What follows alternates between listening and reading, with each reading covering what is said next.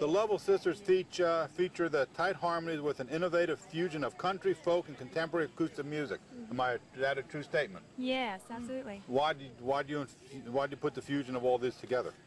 Well, we actually started out playing classical violin and piano when we were like 4 or 5 years old. Yeah. So that's how we got started in music. And then we only heard bluegrass music for the first time about 4 years ago. And once we heard it, we got really excited because we'd done church choirs together when we were little, and we'd done like symphonies and quartets, but we'd never actually had the chance to play and sing all three of us together at the same time. Oh. And so we got involved in that, and then from that we've taken kind of all those different genres and kind of put our own spin on acoustic folk Americana music. So that's what we're doing, and we love it. Let's talk about your album, your debut album, When Forever Rolls Around, released in '05, correct in saying that? Yes. All right, what can the listeners expect to hear when they want to put that in there, throw that in their CD player?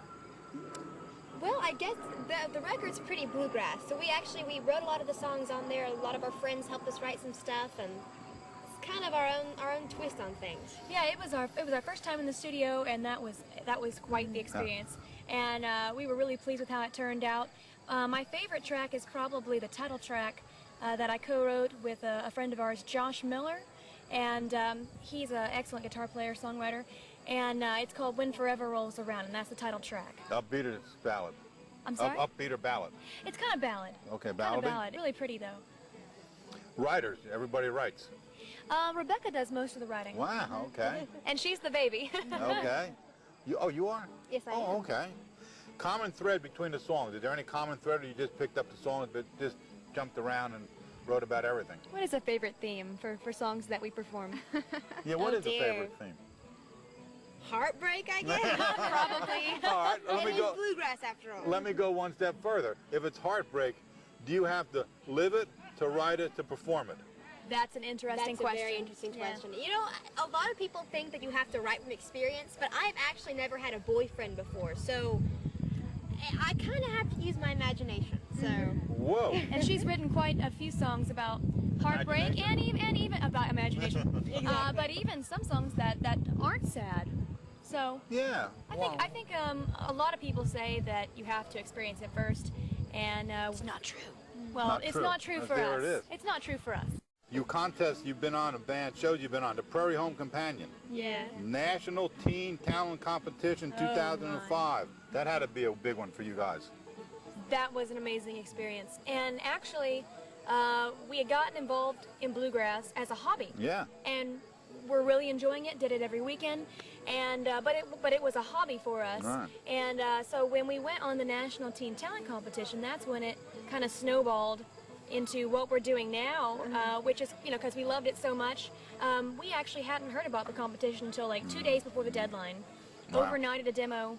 Just happened to be picked as one of the 6 contestants out of, I think, about 300 applicants. Get out. And so when they called and told us that we were going to be on the show, we were so surprised. Wow, bet. And so we went up there, and after we won that competition, that's when we got a lot of phone calls Sure. from all over the country to come and play, and it was very exciting. We actually had a little website that we'd put up on the internet just kind of messing around, and There you it go. crashed because it had like, what, 40,000 hits? No kidding. Something Wow. crazy. It was Yeah. crazy. National exposure does it. Talk to me about the storyline Backstage Pass 2006. That was an opportunity that came from Prairie Home Companion, Okay. and we went on there and we recorded several songs in their studio, and they also followed us around to some gigs. They followed us to Charleston, South Carolina, excuse me, and they filmed some of our shows, did some interviews. It was a lot of fun. The youngest contestant and first female winner for the Morrow Fest International Mandolin Champion competition, rather. Yes, sir. Talk to me about that one. Well, I went for the very first time to the mandolin competition in 2004, and I watched the competition, and I knew that that's what I wanted to do. Right. So the next year, in 2005, I went back, and I actually placed 3rd, and then I worked really hard, and I went back in 2006, and I won it. So that was real cool. What We did were you- so proud of her because she was the first girl, Yeah. and she was also the youngest contestant. Wow. And I mean, this is an international competition Yeah. of all ages. Of So, all ages. All ages. Get We out. were You- so proud You didn't of compete her. against teenagers, then. You competed against professionals. Well, need more girl pickers. More, She was yeah, the first girl. And that, congratulations. Thank That's so good. What lessons did you learn playing classical music that makes you a better performer, a better player today? I think playing classical music was wonderful for us because early on it was an appreciation of music in general, and it was also a chance for us to train our ears as far as like hearing pitch and that kind of thing. Also learning how to practice because you know our teachers would have us practice every day. I think that classical also gave us some theory that we wouldn't have otherwise gotten. Learning how to read music and that kind of thing. Okay. Agreed. You agreed. There you Agreed. go. Second emotion. We second that motion, what they said? Yes, All sir. right, So there you go. we love classical music. We still listen to it all the time, yeah. but at the same moment, we love bluegrass, acoustic, Right, sure. Americana music because it's so real. There's so much tradition. I mean, there's obviously tradition in Everything. classical Oh, yeah, music, yeah. but especially going from classical music where it's all read off of a sheet to Americana music where it's, you know, a lot of improvisation and your own spin on things, and it's your band, your sound, you know, your emotions coming through. Your imagination. And yeah, exactly. Visit our website, which is lovellsisters.com. Spell that. Lovell sisters, plural.com. And then we're also on YouTube and MySpace. Very good. We're gonna. I found you on lovellsisters.com. Goals. What are your goals? What are your future goals? Just to Anything? keep on playing good music. Keep we on love picking. it. Yes, Keep sir. on picking. That's all. All right. Lessons learned so far. What did you guys learn so far since you've been out on the road? Anything in general? Learn from any of the other artists? Yeah.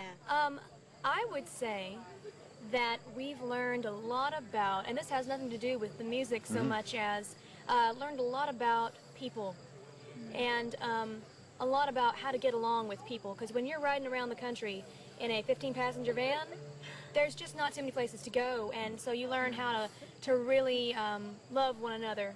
And that's right. And you know, because we're sisters, and so it's been an interesting transition from being into having just a sister relationship to you know, taking it out on the road and being together a lot. And we've definitely grown a lot in the last year, I would say.